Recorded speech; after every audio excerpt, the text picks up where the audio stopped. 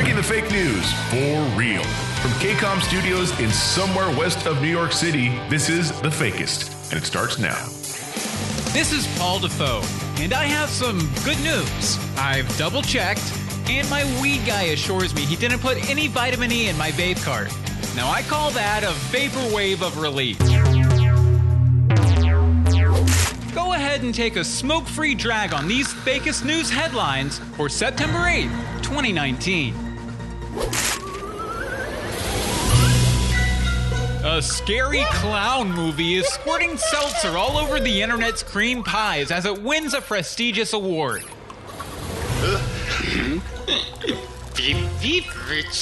No, I'm not talking about the sequel to Stephen King's It, which really works better as a long-form series.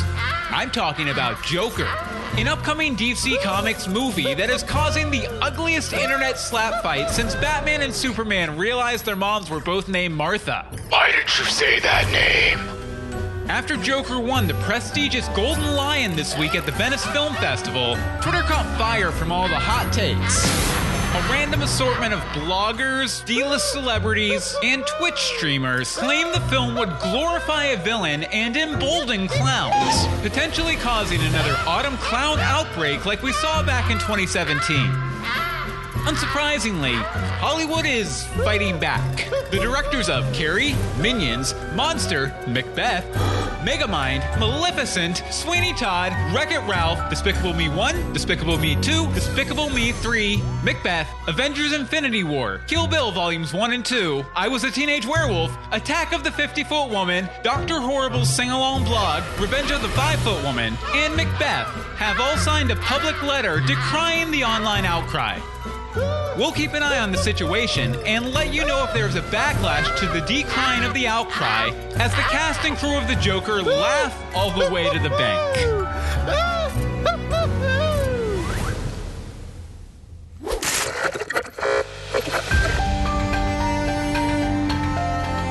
Netflix's sequel series to the Muppet classic The Dark Crystal created a prosperity for them this week when they announced design supervisor Toby Froud is the exact same baby that was kidnapped by David Bowie's Jareth, the Goblin King, in the iconic 1986 Muppet movie Labyrinth.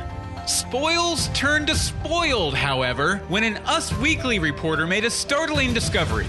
Toby, along with his twin brother Cody, who worked as Toby's stunt double on the film, haven't left Muppet Studios since they wrapped filming on Labyrinth in 1986. When asked about the whereabouts of Toby's slightly uglier twin Cody, the Muppet Company released the following statement, and I quote, "Why don't you ask your Tickle Me Elmo doll? Waka waka waka!" The Los Angeles Times reports this week that the United States is set to unleash the military to combat the onslaught of fake news online. Wait a second. You know what, United States government? Eat my treat.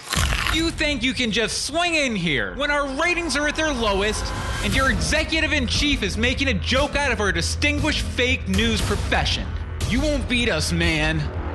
I swear, the Fakist will make shit up until our last dying breath. Go ahead, blast through the walls of our studio, unleash a bunch of brainwashed Mac Ultra super soldiers. See if we flinch. I double dog dare you, US government. I double dog dare you.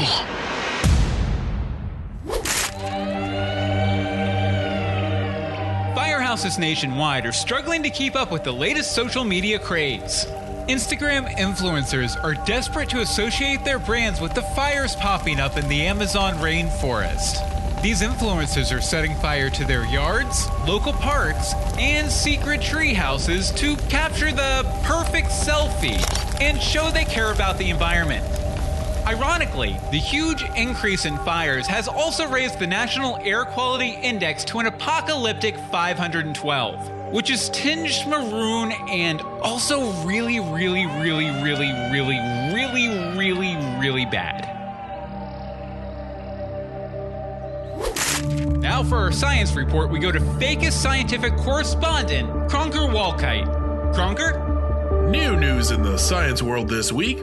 Pluto, after being tired of being reclassified as a planet, then not a planet, then a dwarf planet, has decided to consider itself a corporation. And with corporations being considered as people now, Pluto will now be considered as a person. Right. Many are celebrating the former planet for this move, as they are very attached to Pluto for absolutely no reason whatsoever. Right. The newly minted person could not be reached for further comment, as it is really, really, really far away.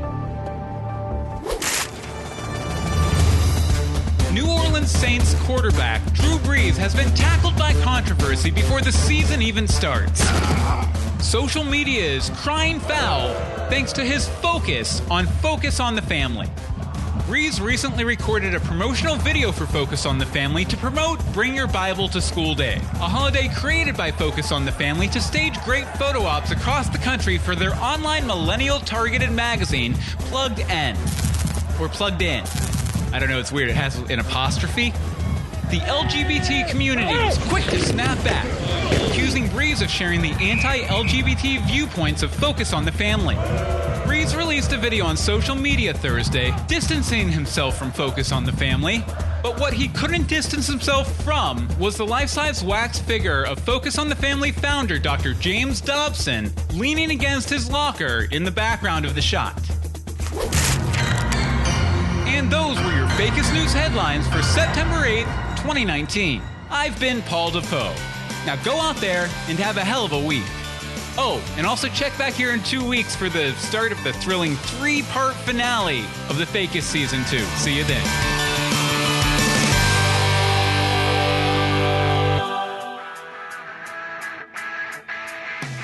Like the show? Go leave a review on Apple Podcast, Google Podcast, Stitcher, or just scribble it all over your bedroom wall. Follow us on Twitter, Facebook, or Instagram by following The Fakist News. That's Fakist with an I. And support the show by buying a bunch of crap at store.thefakist.com. See you next time.